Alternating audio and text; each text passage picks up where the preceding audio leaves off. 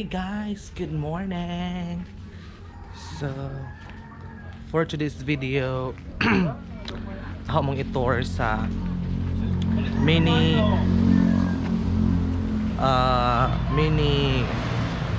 tamnan na garden sa ahong mother. So, naroon na sa ahong gawa sa bahay guys.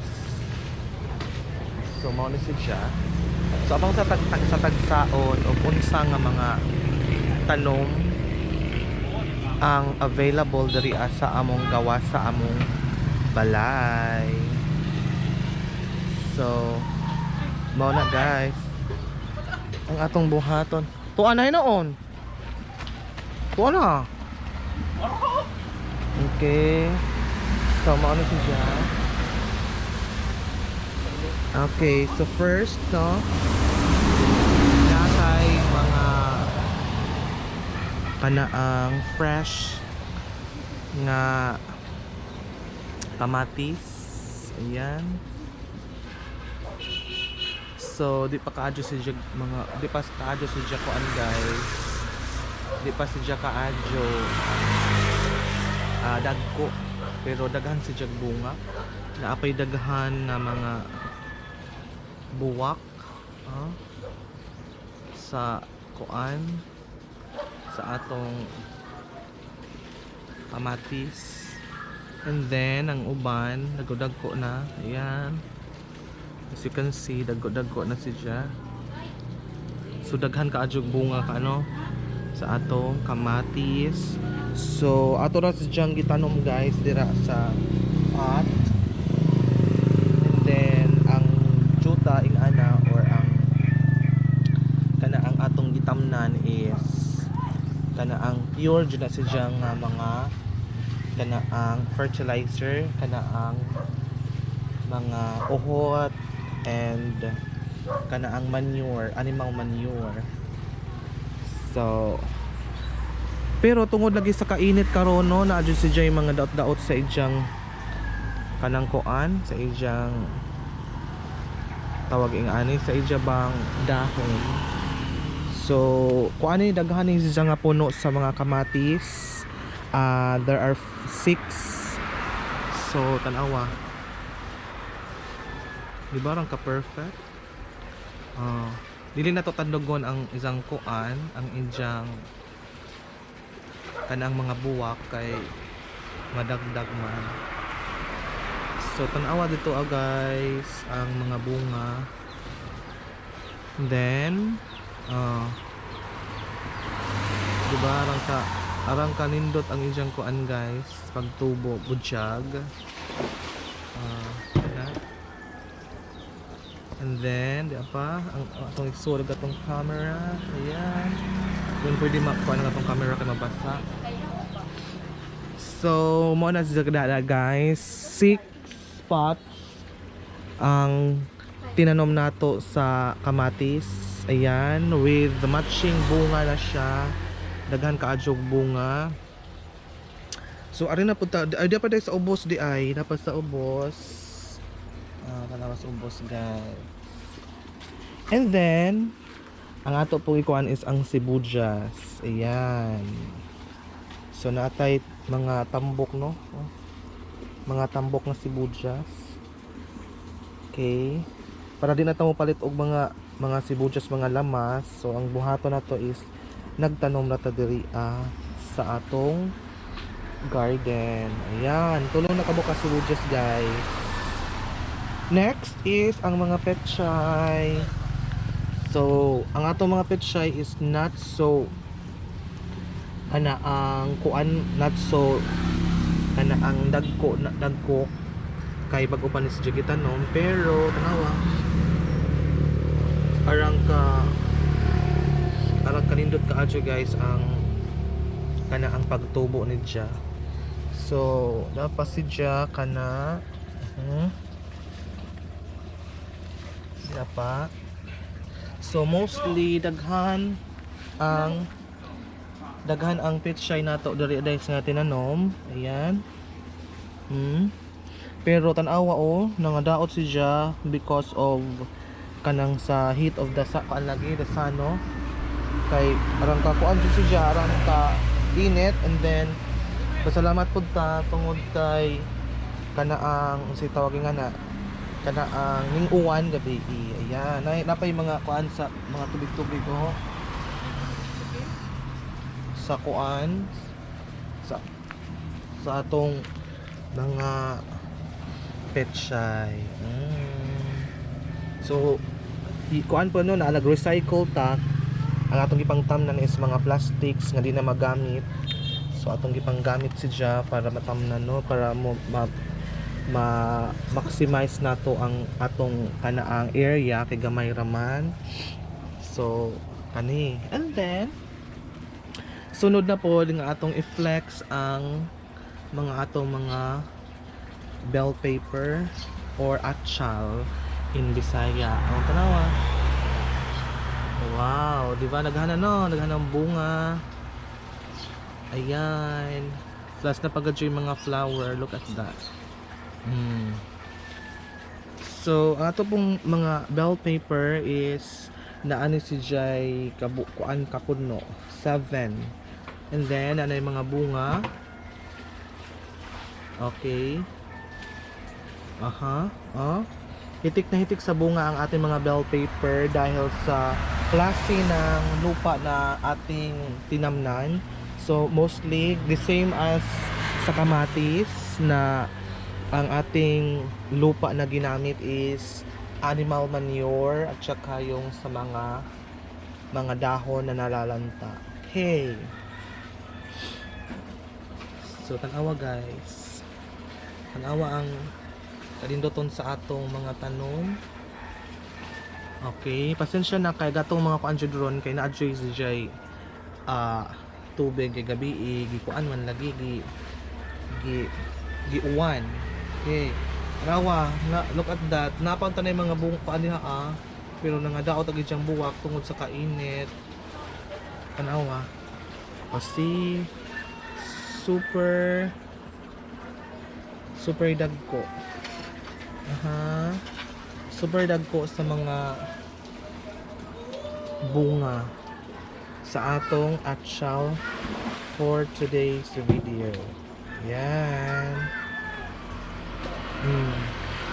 Daghanang bunga, and then ara po siyang kanaang daghan pa po siya og mga buwak nga soon mo bunga na po. Ayan, mao mga buwak sa atong bell paper, and mga bunga ni dyan arang ka daghan. So ingana ra ka simple ang atong garden, pero arang ka daghan ng sigbunga. Next is ang kangkong. Okay, Chinese kangkong, or in Bisaya we call this one as tangkong. So ayan yung tangkong. Okay, ang tataba. Tapos look at that. Ang taba. Tapos ang gaganda ng mga leaves, yung dahon niya super green. So meron tayong 4 na pots ng ating kangkong. So kangkong is very nutritious kung ating isasahog sa mga sa mga ating lulutuin, mga sinigang. Ayan, pwede ito sa sinigang. Ayan yung kangkong natin. Okay, the same as dito sa kabila, ito pa yung natin, yung mga sibuyas or onion leaves. Ayan, ang dami. Akala ko doon lang yung 4, pero meron pala ditong 6. So malalaki din. Ayan, ang tataba at saka ang gaganda ng tubo nila. So next is the string beans.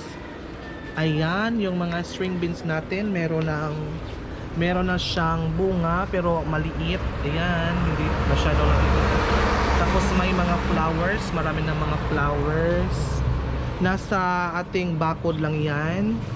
So papasok tayo dito sa loob. Papasok tayo sa loob. At titingnan natin yung mga string beans. Ayan, nandito na tayo. So ito yung mga string beans namin, nasa nasa bakod. Kasi doon lang itinanim sa doon sa ibaba. So meron na siyang mga guys, mga bulaklak. Ang daming bulaklak sa string beans natin. Siguro or by next day madami na itong bunga. Ayan. So the same as sa ibang tanim, matataba ang ating mga string beans at ang gaganda ng mga dahon. So ibig sabihin very nutritious ang lupa na ating ginamit. Ayan. Parang tambok. Okay. Ito yung mga string beans natin. Tapos dito makikita lang yung natin, yung mga kamatis na hitik sa bunga. Ayan. Okay, yan yung mga kamatis natin. Okay, so andito lang ito yung ating house, dito lang sa labas. Okay, meron din tayong mga flowers na napaka-colorful. Ayan yung flowers ng mga ang gaganda ng mga flowers. So dito naman tayo sa kabila, meron din ditong tanim na eggplant. Ayan. Ito yung eggplant namin. Nasa nasa loob yung eggplant.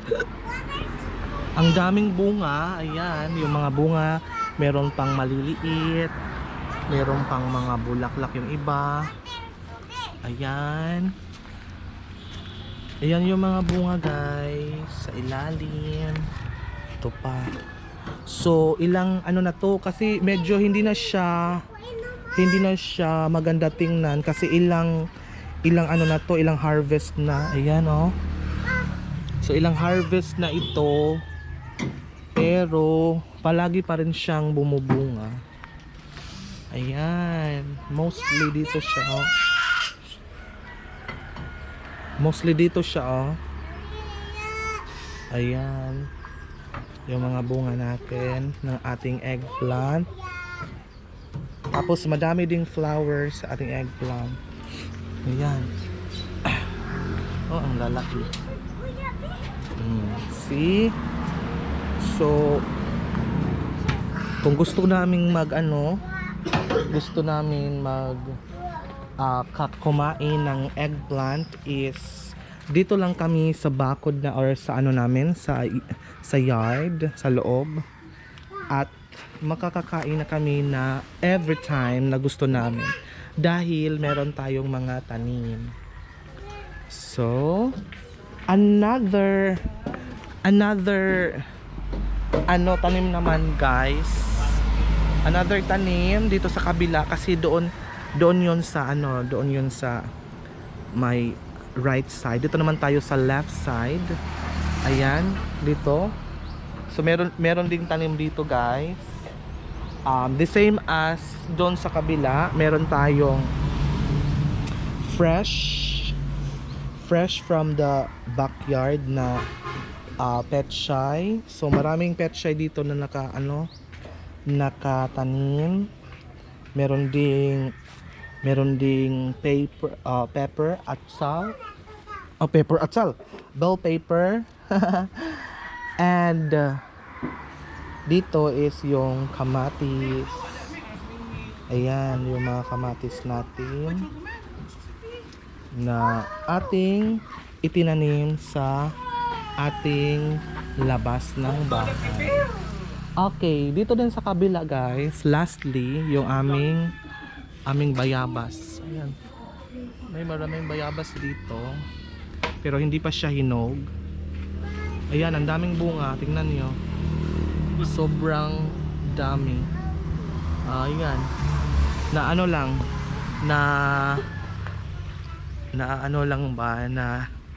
nahahawakan sa dami ng bunga. Sa dami ng ano, tingnan nyo guys. Oh. Ayan. So yan lang muna guys yung ating vlog for today. So hope guys na na-enjoy kayo sa aming backyard